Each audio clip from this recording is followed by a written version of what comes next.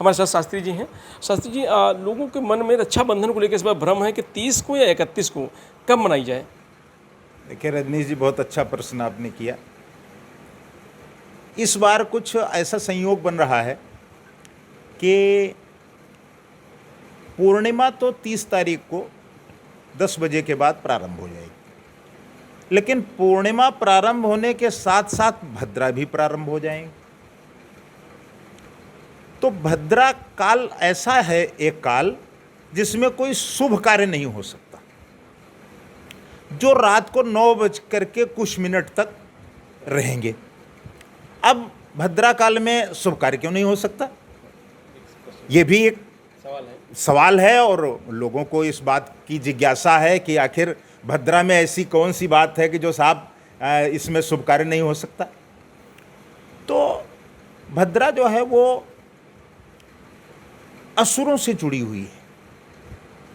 ब्रह्मा जी के पास गई तो हर चीज में ये विघ्न पैदा करती थी भद्रा।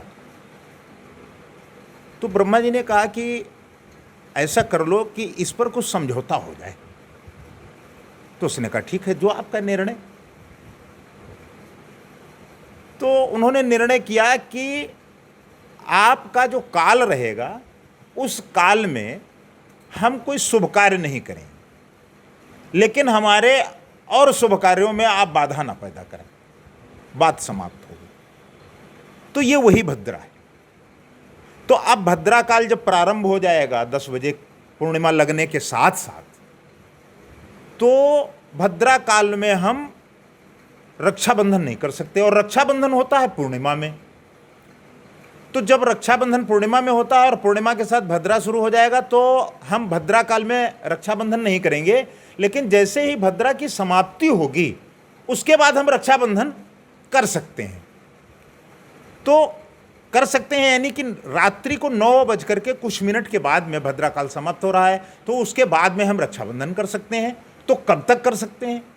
तो 7:46 कहीं 56 क्योंकि जो सूर्य का उदय काल है उसी के हिसाब से, स्थान के हिसाब से उनका समय निर्धारित होता है ज्योतिष में।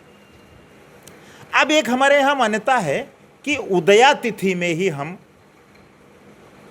वो तिथि मानेंगे जिस तिथि में सूर्य का उदय हो। तो सूर्य का उदय तो हो रहा है पूर्णिमा में, तो हम पूर्णिमा को मानेंगे क्या 31 अगस्त को। लेकिन हमारे यहाँ जो ज्योतिषाचार्य हैं उनका ये मत है, हमारे पंचांग का भी ये मत है, विश्व पंचांग के आधार पर मैं जो कह रहा हूँ वो विश्व पंचांग का भी मत है कि रात्रि को भद्रा काल समाप्त होने के पश्चात से और 7:46 कहीं 46 कहीं 56 तक आप रक्षाबंधन कर सकते हैं। तब तक पूर्णिमा रहेगी और उसके बाद में प्रतिपदा लागू हो जाएगी, प्रतिपदा चलेगी। तो इसलिए उसके पहले रक्षाबंधन का कार्य संपन्न कर लें, ऐसा हमारे शास्त्रों का और हमारे ज्योतिष के आचार्यों का और हमारे पंचांग का मत है।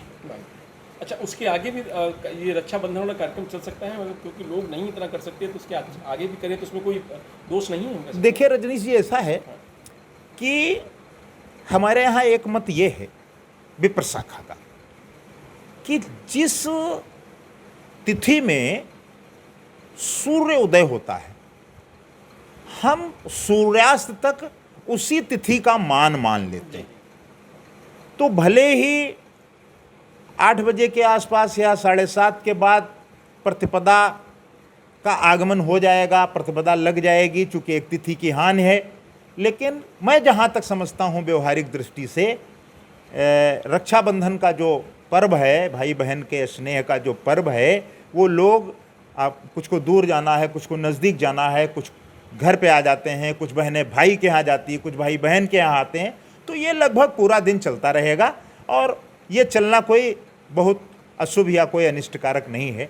ऐसा तो हमारे यहाँ व्यवस्था में रहता ही रहता है। तो जिसको भी रक्षाबंधन मनानी है, वो जो शुभ मुहूर्त है वो आपने सुना, वेद प्रकाश जी ने बताया, और बाकी 31 को आप पूरा दिन मना सकते हैं, कोई दोष नहीं है। लेकिन हाँ, जो कह सकते हैं शुभ मुहूर्त है वो रात में 9 बजे कुछ मिनट के बाद और सुबह लगभग 7 बजे तक है। उसके बीच में आप जो भाई बहनें हैं वो भाइयों को राखी बांध सकती हैं। प्रभात खबर .com, विश्वास वही, रफ्तार नहीं।